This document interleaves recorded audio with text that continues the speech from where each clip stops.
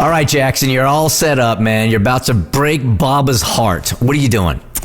Yeah, my mom's birthday is on December 19th, and for those who have birthdays that are close to Christmas or even on Christmas, I'm sure you're familiar with the fact that oftentimes it feels like those dates get kind of intermingled, kind of put together as one, and it's not super fair, right? Oh, other times you're just completely forgotten. Right, exactly. And so my mom has felt that, for, as long as I can remember, and so it's very important to her that we celebrate her birthday as a separate entity other than Christmas, right? So the thing is, things are getting a lot more serious between my girlfriend and I, and so we've been trying to have the conversation of how to split up holidays and what that looks like.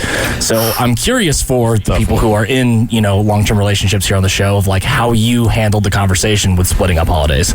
Well, I'm in a fortunate situation where my family and my husband's family both live in Kentucky, and they're like about an hour apart. So when it came to holidays, so for Christmas Day, his family always did Christmas lunch. So we would go to their house in the morning and then go to my family's house in the evening. So, we did, it was a stupid amount of travel. We did the same thing for Thanksgiving. His family did Thanksgiving dinner. So we did Thanksgiving lunch. And we've always seen both at the holidays. Yeah, I caught a lucky break here too because my family is either estranged or dead, so I don't have to make those decisions. So that's kind of lucky on my part. Lucky. I had to go through this recently, and it actually went pretty easy. It was easier than I thought it would go because for me, I let her know that Thanksgiving was like really important to me and my family. It has been my entire life. And so she didn't have to come, but if she wanted to, she could, and I would have to be there for Thanksgiving.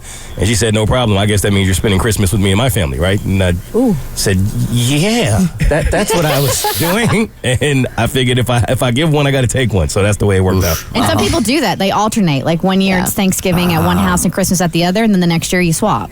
Yes.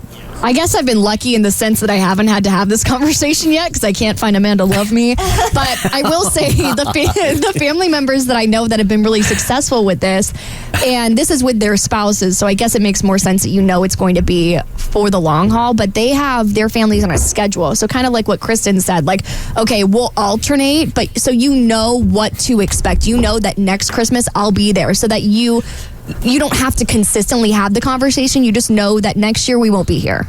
Gotcha. No, I definitely like that.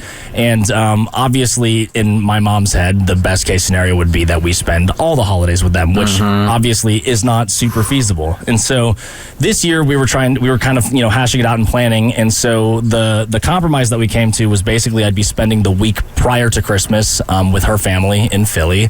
And then we'd come back and spend Christmas Day with my family. And while that sounds great on paper, you guys remember that my mom's birthday is the 19th, so that overlaps with her birthday.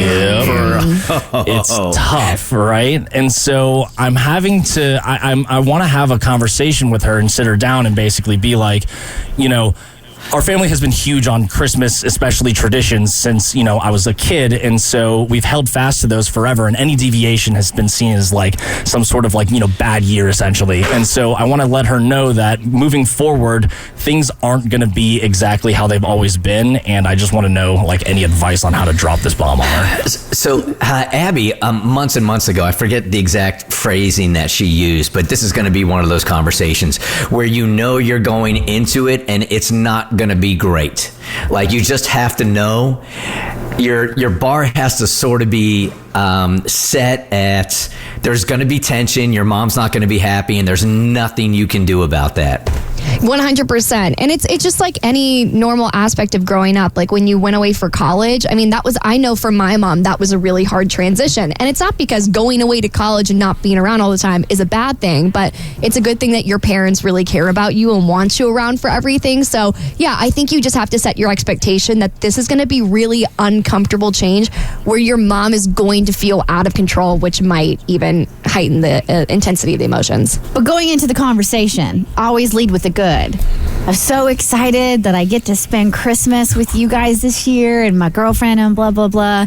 But, to keep it, balanced with her family, we're going to go the week prior. So plan something before you leave for her mom for her birthday. Give her something sweet and special early before you guys leave. That way she has that and can hold on to that while you're gone on her birthday. But when you go into that conversation, you lead with the fact you're spending Christmas with your family.